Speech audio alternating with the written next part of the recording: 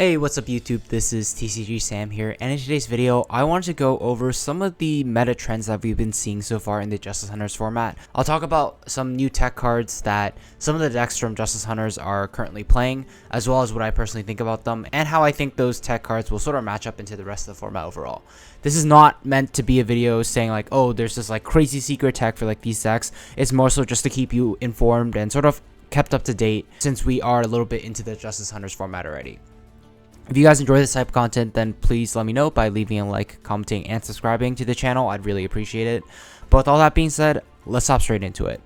Starting off with the first deck I want to talk about is Dracotail. So the first aspect of Dracotail I want to talk about is whether or not to play these should all cards. In a lot of the topping Dracotail lists, you actually notice that there are some number of should all cards, usually playing like Beast, sometimes playing cards like Dragon, Squamata, Hedgehog, just to get extra value for whenever they fuse, since the Dracotail monsters are generic. Not to mention, playing the Shadalls also allows you to make El Shadal Window, which is an incredibly powerful floodgate. However, something interesting is, during the recent YCS Vancouver 2025, Jesse Khan actually chose not to play any Shadal cards in his deck that he ended up getting top 8 with. So I think there's some argument to be made as to whether or not these cards are actually meant to be played. On one hand, you can argue that like these cards don't do anything in your hand, and like they can just be bricks a lot of times when you don't have any ways to fuse. And you can argue that like, oh, if you just have the same mindset as Jesse Khan and just play like higher counts of the Dracotail cards, you get more value from cards like Pan and Urgla as well if you play higher copies of those. So I think we'll have to sort of see where the deck building kind of goes. I think maybe once people have like started to really copy Jesse's profile, like people are going to start slowly cutting the Shadalls from their deck when they realize that like, oh, these cards are actually not that good. All that being said though, I think the Shadal cards personally are still fine in the deck. It's just sort of riskier in the sense that like they probably do contribute to more bricks.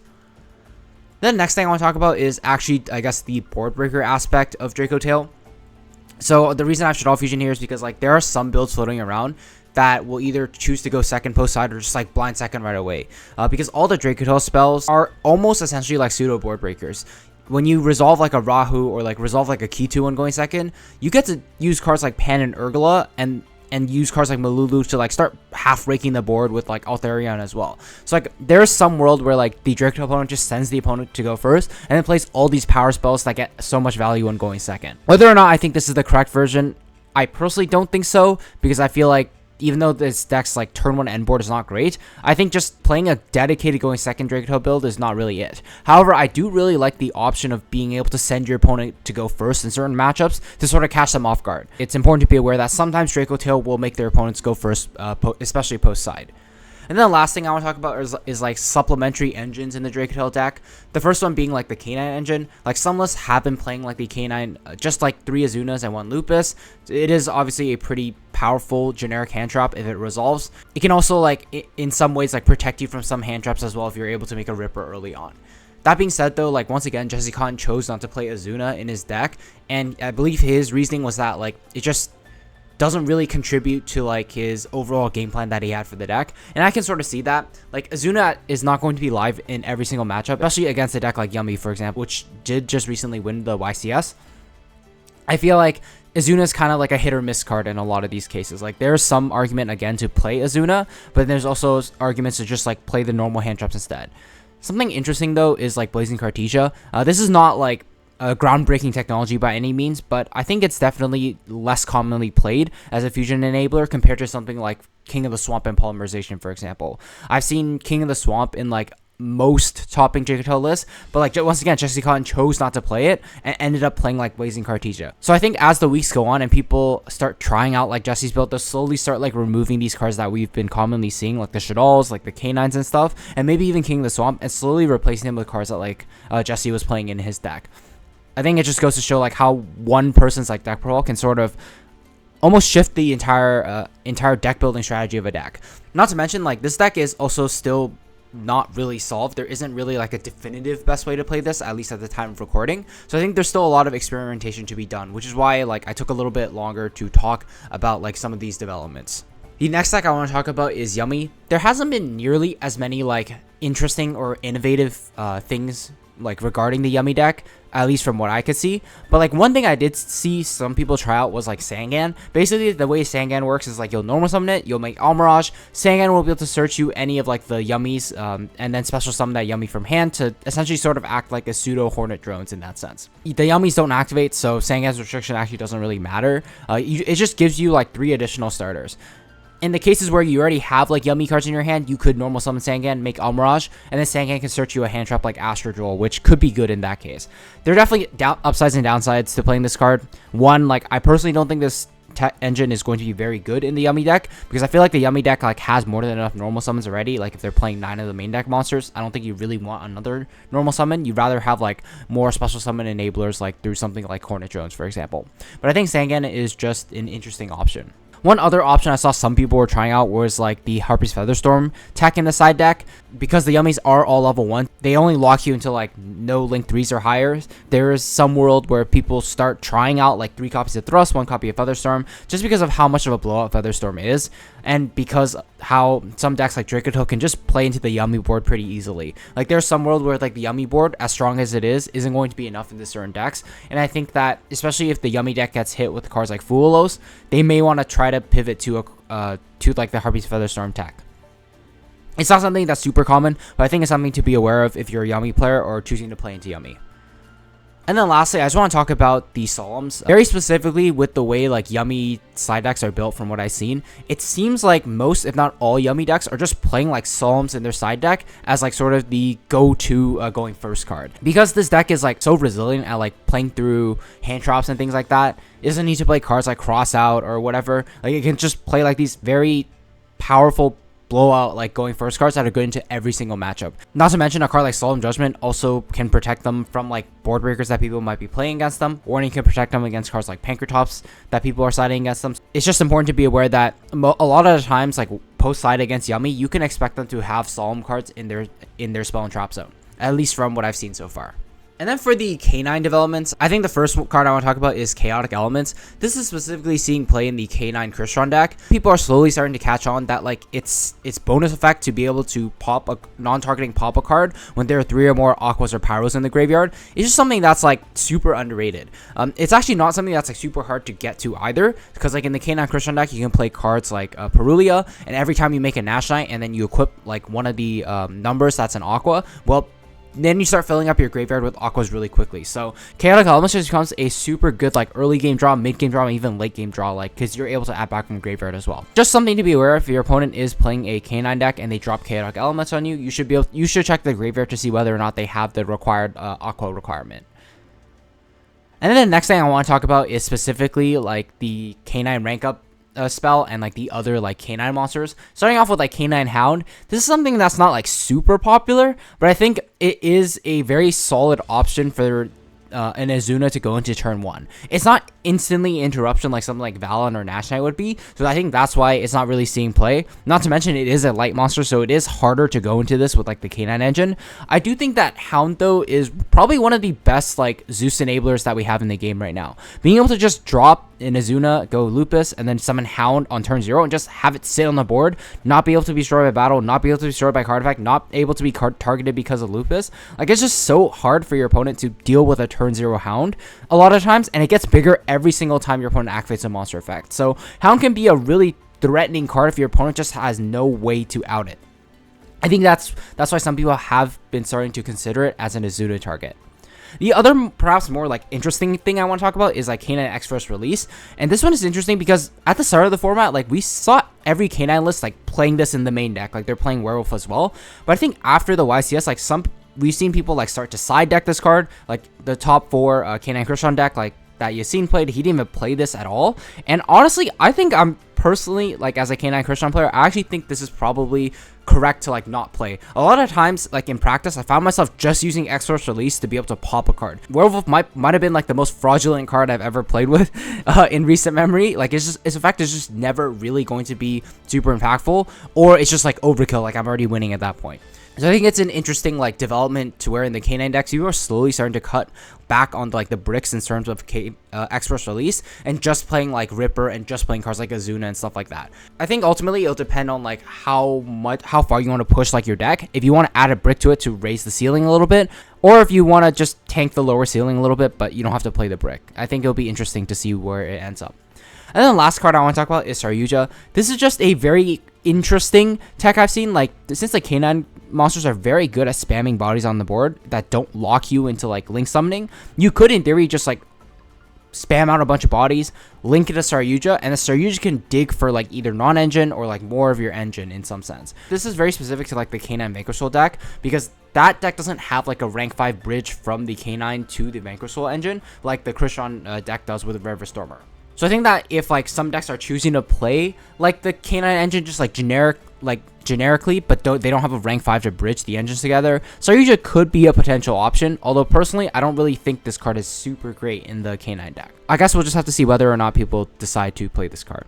And then next up is Vanquish Soul. I just wanted to talk about like the specific cards they're playing to like fulfill attribute requirements. Vanquish Soul is pretty limited in its deck building in the sense that they always need to consider like the attributes of the monsters that they're putting into their deck. They need monsters in hand to reveal for their Vanquish Soul effects. So most of the time, you're going to only see them consider fire, dark, and earth monsters in terms of like non-engine that they're playing, unless it's super high impact like a card like Fuelos. So in terms of the fires that Vanquish Soul is playing, I think the most commonly played one is Kurikara. Kurikara is just, it can be a pretty solid board breaker into certain game states, but it also just gives Vanquish Soul the option to just out like very difficult to out monsters in a searchable way. If Vanquish Soul is able to make a Hida the Fire Charmer and then crash it into something, they're able to search a card like Kurikara, or they're able to search a card like Dogoran, which will just give them outs to difficult to get rid of monsters like perhaps Expertly Noir or the Lunalight Liger Dancer. Some people are also considering like the Rescue Ace Impulse engine still, although I don't know how good that is personally, because you do have to play a brick in the Fire Attacker. But these are just like potential fire options that they're considering, just because like of how important fire is to like most of their effects. That's a similar case with dark as well. Like I think the two most like commonly played darks I'm starting to see are cards like Phantasme, because Phantasme is pretty good into like the Yummy matchup. It's usable into like the Vanquish Soul matchup, and it's pretty good into Malice as well. So I think it covers a fair number of decks, and plus Phantasme's effect is on field is actually pretty solid as well. DD Crow is also just like one of the more generic options that they can play if they don't want to play like something super targeted like Phantasme. DD Crow is still pretty solid into almost every single deck out there. So I think that like these are probably some of the most generic like dark monsters that you'll find. Like I think there's a few more dark monsters you can experiment with compared to like the good fire monsters in the Vanquish Soul deck, but I feel like these two are the most relevant. And then for the Earth monsters, I think the most interesting one is definitely going to be Ghost Bell. Ghost Bell as a hand trap is actually pretty solid this format. It's played in quite a few decks. So I think that I wouldn't be surprised to see like if more Vanquish Soul players slowly start to incorporate Ghost Bell into their deck as well. Pancratops is also something that's like maybe like these decks will start playing. There aren't that many great generic Earth monsters outside of Ghost Bell, so I think Pancratops is like almost like pushing it a little bit. But with that being said, like Pancratops is really good into the Yummy matchup, so I think that there is some world that the Vanquish Soul deck does decide to side this card in and have it be a solid Earth target. And then for this last session, I wanted to talk about some generic tech cards I've been seeing pop up in the format. So no matter what deck you're playing, I think that these are some cards that you should consider.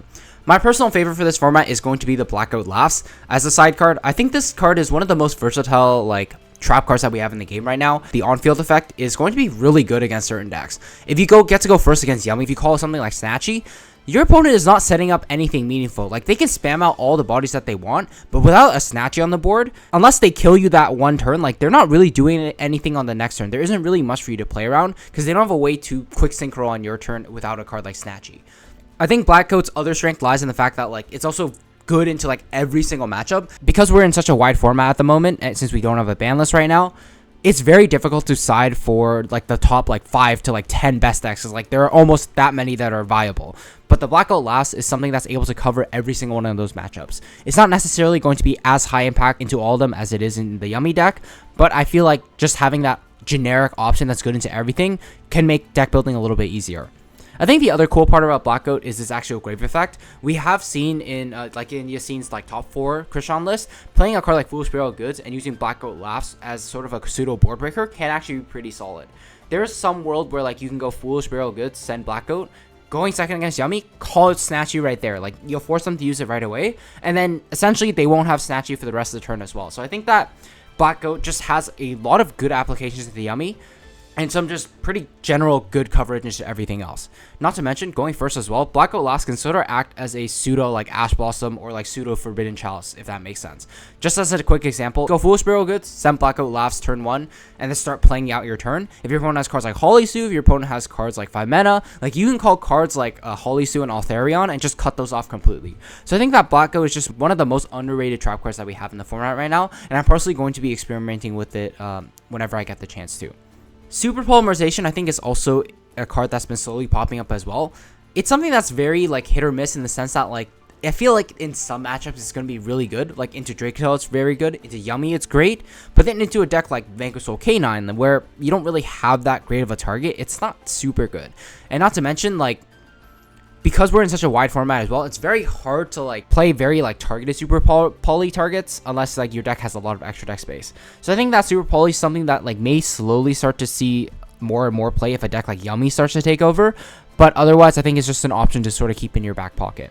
Next up is Shared Ride. I think Shared Ride is going to see some play in decks that can like take advantage of drawing a bunch of cards and playing with like their engine on their opponent's turn. So decks like Dracotail with cards like 5 mana, decks like Vanquish with cards like Holy Sue. Shared Ride is going to allow them to dig deeper into their deck for those very powerful monster interactions plus additional hand traps. So I think that it's going to be very hard to play into a board when you're under Shared Ride because you're just giving them so much resources to like further hand trap you or just giving them so much follow-up.